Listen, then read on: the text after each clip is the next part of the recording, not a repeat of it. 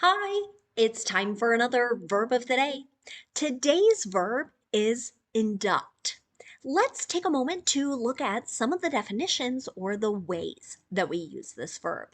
The first way you're likely to hear induct used is to mean to admit someone formally to a position or to an organization. Some synonyms here might be to install someone in a particular position. This has a very formal meaning. We might also say we're going to admit a new member to a particular organization. Again, this word has a pretty formal meaning to it. Sometimes you'll hear induct used, a second way to mean to introduce someone to a difficult subject. Okay? You should know that the verb induct is a regular verb. To make the progressive form of this verb, all I need to do is add ing to form inducting. The past tense and participle forms of this verb are made by adding ed. Our base verb, induct, ends with a T sound. And this means when I go to add ed, I'm going to add an extra syllable to the end of the verb. I'm going to make an id sound with this ed. So the past tense and participle forms of the verb should sound like this. Inducted, inducted. Okay? Now, it is pretty common to hear induct used as a phrasal verb. And the way you're most likely to hear it used is with induct into.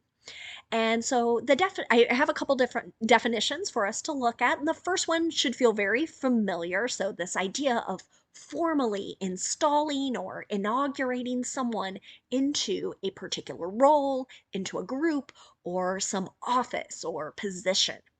Let's look at an example sentence. Carrie Chapman Catt was inducted into Iowa Women's Hall of Fame in 1982. So it's this idea of formally installing someone, having her become a member of this Hall of Fame.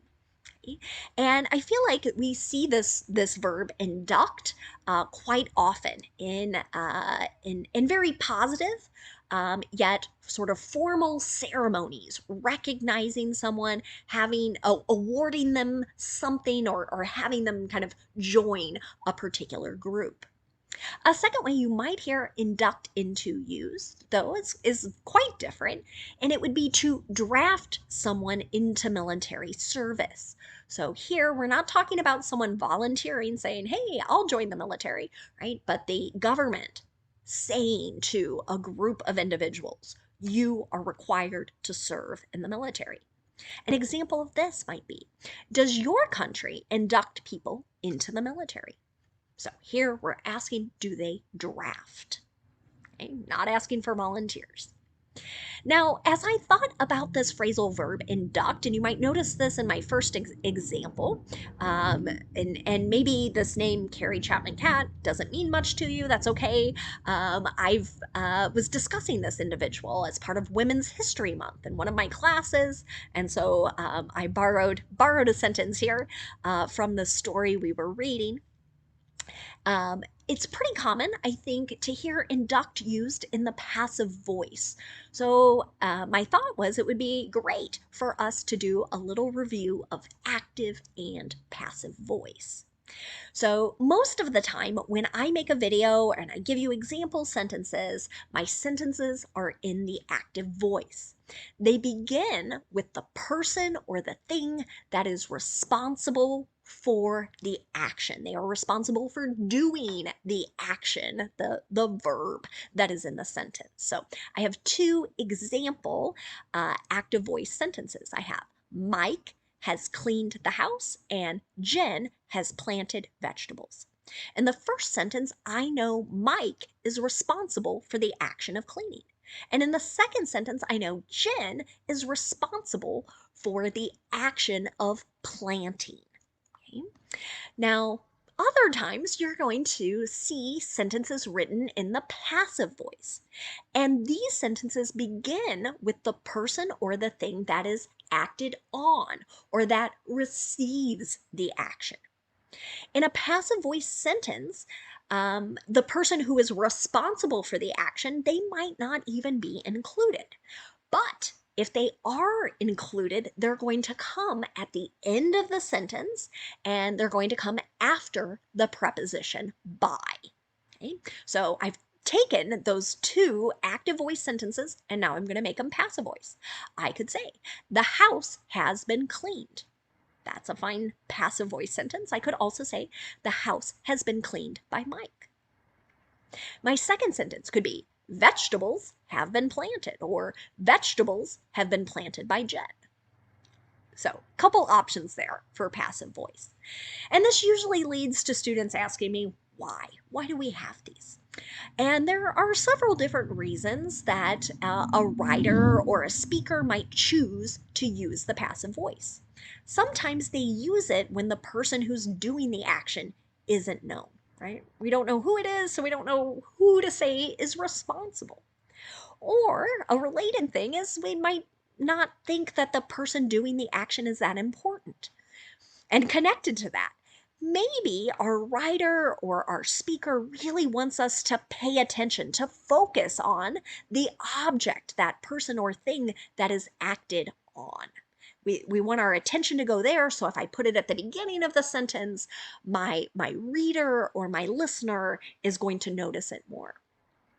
A fourth reason that it gets used, and it tends to get used with for this reason motivates people to use the passive voice when we're talking about something negative, and that is so we don't say that someone else made a mistake, that they are that we're blaming them for something bad that happened, right? So if I say a mistake was made, right, that might seem a little nicer than going like, you made a mistake, right? Okay.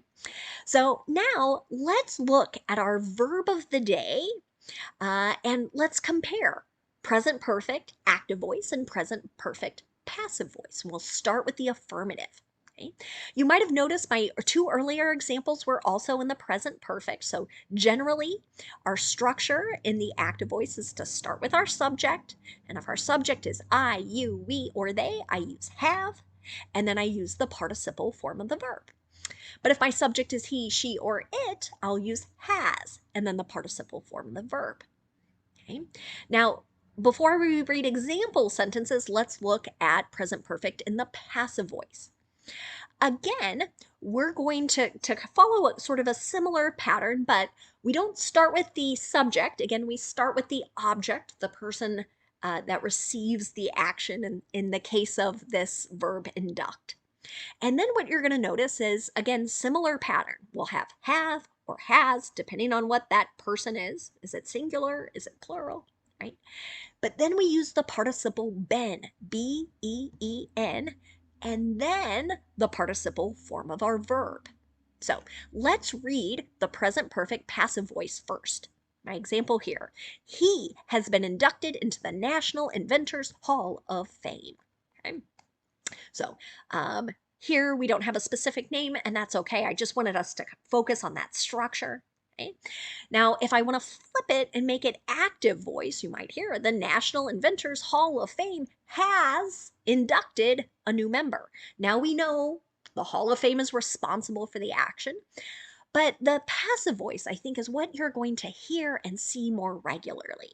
So here, writers and speakers might choose to start with who is receiving the honor, again, because they think that is most important, or it's obvious who's doing the action. It's maybe the leadership of this Hall of Fame, this kind of honorary society.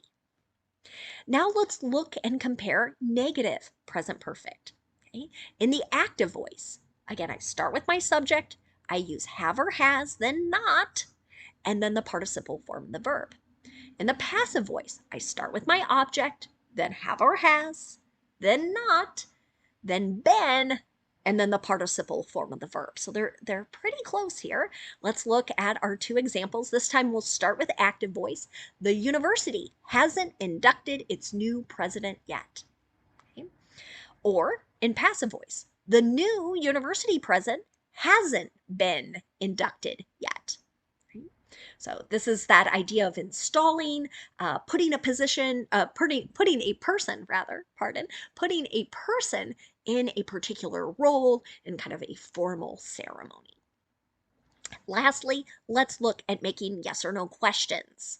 We'll start with active voice. Here, I start with have or has, then I have my subject, and then the participle form the verb. An example, has the Rock and Roll Hall of Fame inducted Cher and Diana Ross as members? Okay, so here I know who is responsible for the action. But in present perfect passive voice, my structure will be a little bit different. So I start with have or has, and then I have my object. And in this case, I'm again talking about people here. We use been and then the participle form of the verb. So here, have Cher and Diana Ross been inducted into the Rock and Roll Hall of Fame? Right? So there we've got a question. And I think, again, you're going to be probably encountering this verb more commonly in the passive voice. Now, let's spend a moment looking at some words that are related to our verb induct. Okay? And the first word we'll look at today is the noun induction. And the way this noun gets used most commonly related to our verb is to refer to the act or process of inducting someone into a position or into an organization. Here is an example sentence. The school will hold an induction ceremony for the National Honor Society next week. Okay? So this is common in a lot of U.S. high schools where people who have attained really good grades are sort of awarded by becoming members in this organization. So there's usually a formal ceremony to have them begin to admit them into the organization. Another related word you might hear is the noun inductee. So this is describing a person who is inducted. So let's take that idea of an honor society and we'll use it again in the second example. There were 20 inductees at last year's National Honor Society ceremony. So here we had 20 people at this particular school become members of the organization.